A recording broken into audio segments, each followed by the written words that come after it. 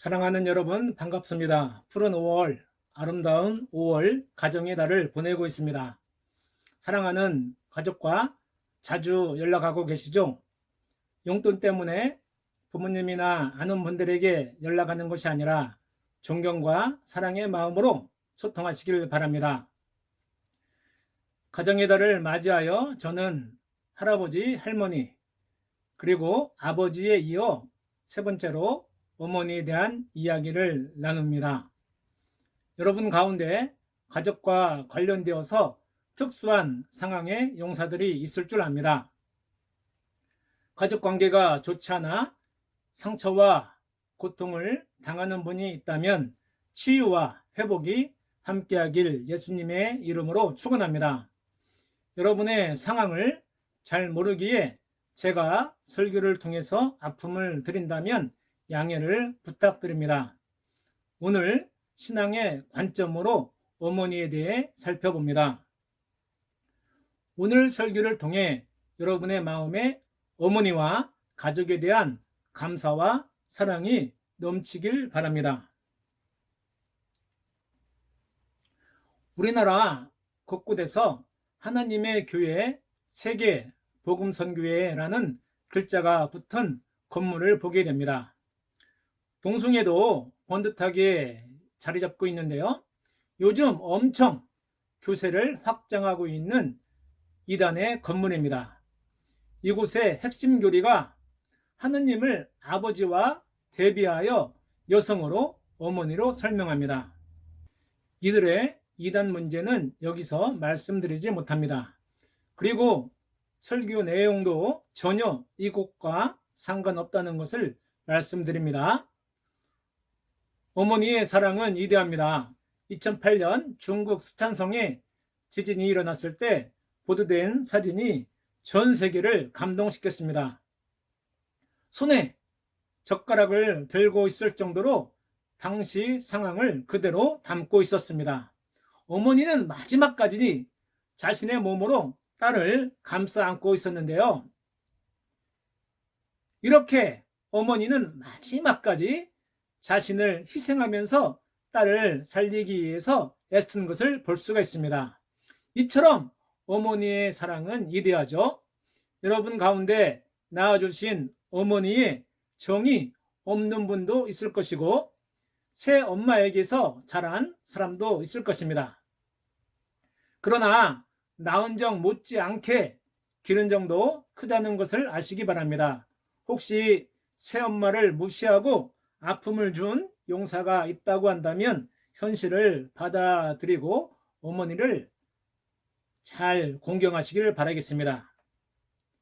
여러분, 어머니 은혜라는 노래를 알고 계시죠? 높고 높은 하늘이라 말들 하지만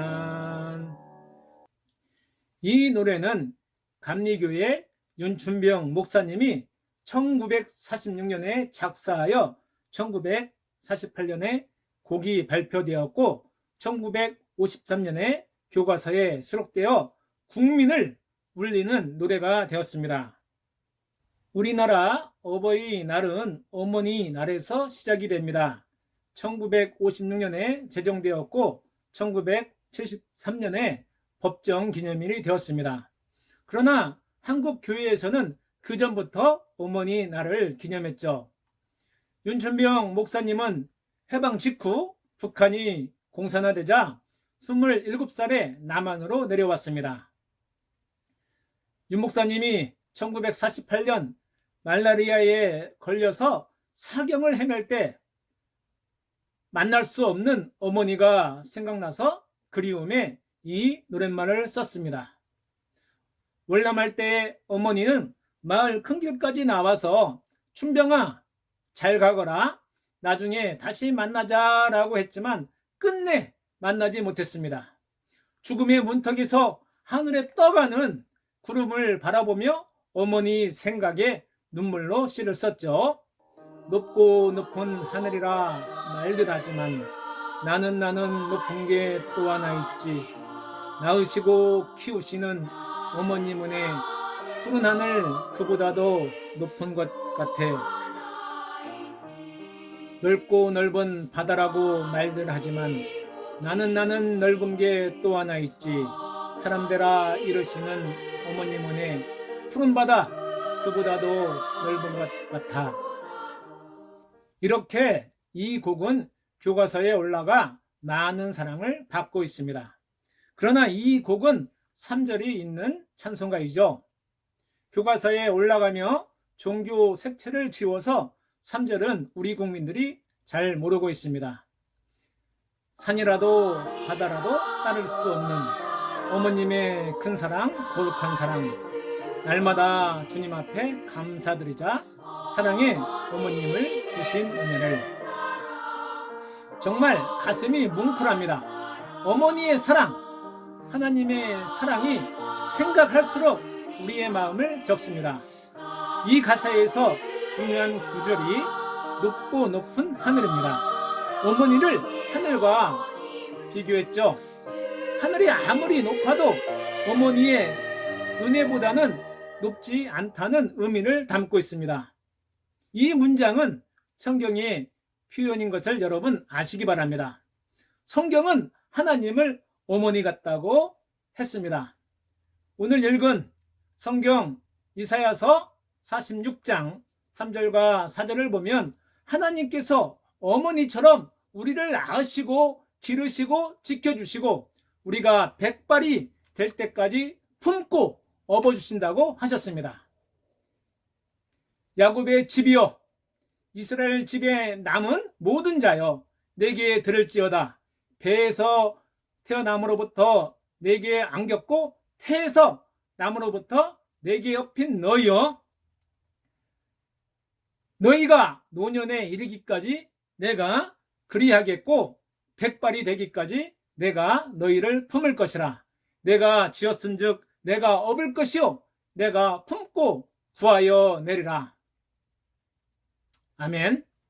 여기서 말씀하시는 분은 하나님이십니다. 하나님이 이스라엘 백성이 바벨론으로 끌려갔다가 고국으로 돌아왔을 때 이스라엘 백성들에게 이루하면서 하나님은 스스로 어머니를 상기시키면서 이 말씀을 하셨습니다. 우리는 보통 하나님을 아버지로 부르고 있습니다. 성경은 하나님의 사랑과 자비, 인자, 긍휼, 희생을 어머니의 존재와 역할에 비유하여 여러 곳에서 하나님이 어떤 분인지 설명하고 있습니다. 오늘 우리가 읽은 이사야서는 가장 대표적으로 하나님을 어머니에 비유하여 표현하고 있습니다. 이사야서 49장 15절에는 여인이 어찌 그 젖먹는 자식을 잊겠으며 자기 태에서 난 아들을 긍휼히 여기지 않겠느냐. 그들은 혹시 잊을지라도 나는 너를 잊지 아니할 것이라. 그 이루의 하나님이 오늘의 하나님이십니다. 성경에서 말하는 하나님의 사랑은 어머니처럼 그 자녀인 우리를 사랑하신다라고 하는 문학적 표현이죠. 전혀 이단에서 말하는 하나님 어머니를 이야기하는 것이 아닙니다. 이사야서 66장 13절에는 어머니가 자식을 이루함같이 내가 너희를 이루할 것인즉 너희가 예루살렘에서 이루를 받으리니.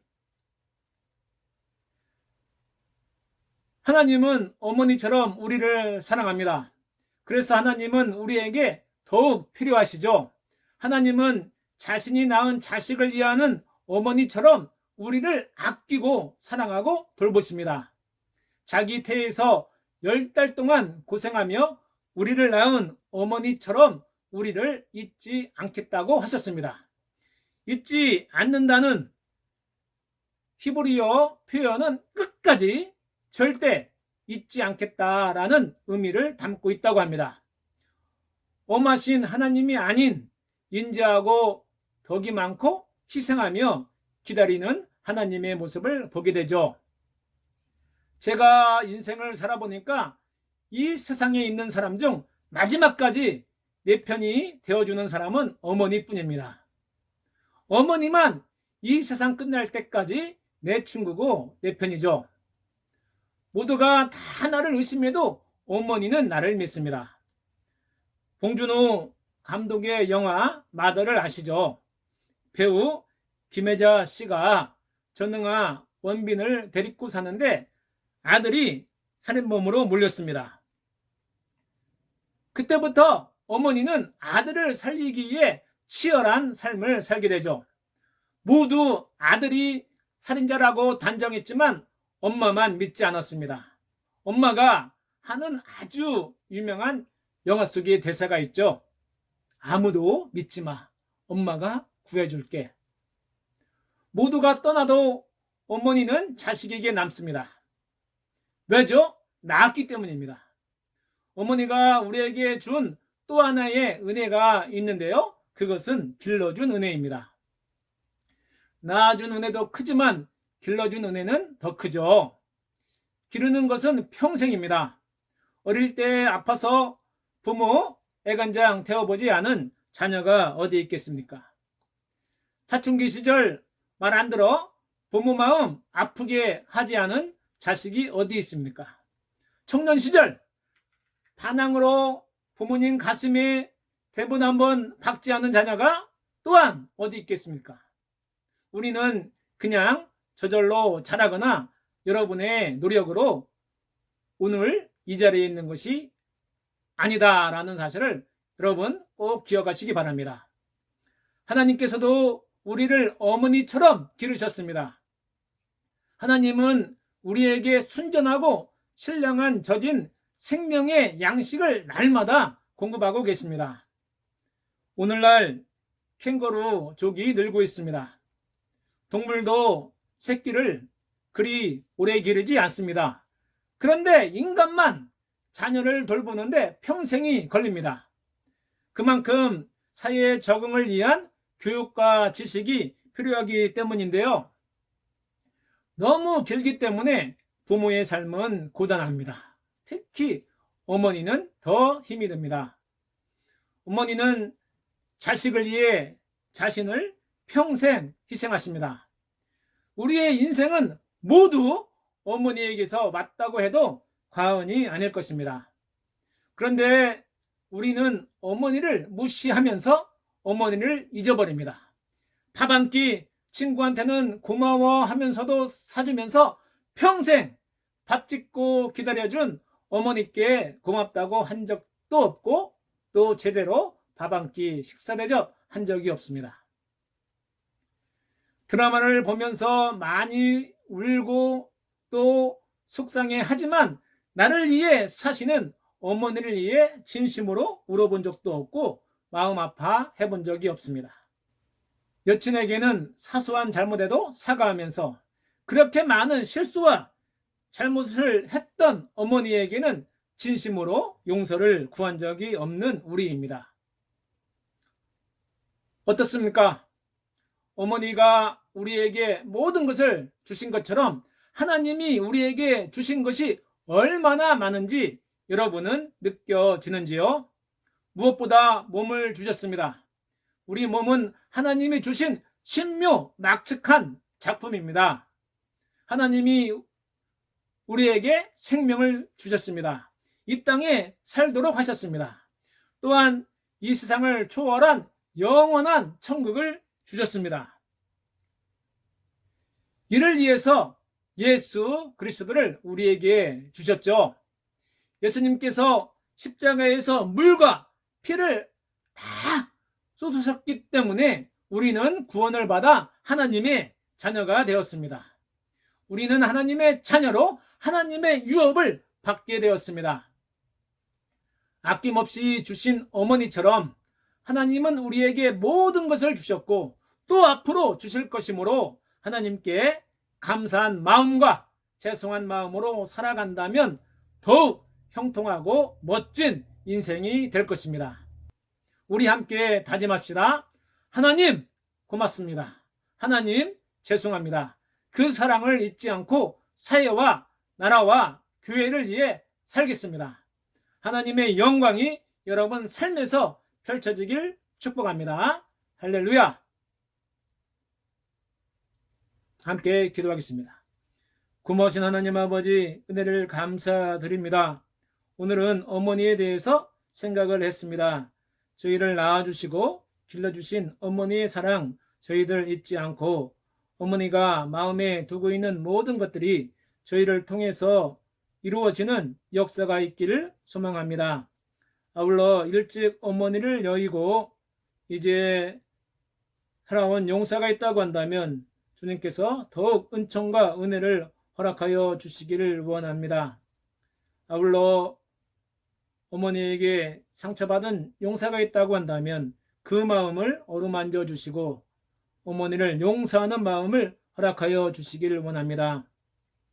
아울러 새 엄마에게서 자란 용사가 있다고 한다면 이제 그 기른정을 기억할 수 있도록 인도해 주시고 정말 친어머니처럼 최선을 다해서 공경하는 저희들 되게 하여 주시기를 원합니다. 하나님, 어머니처럼 저희를 품고 안고 길러주셔서 감사드립니다. 하나님의 사랑을 기억하여서 이 세상 살아갈 때에 당당하게 멋지게 하나님의 뜻을 실천하는 저희들 되게 하여 주시기를 원합니다.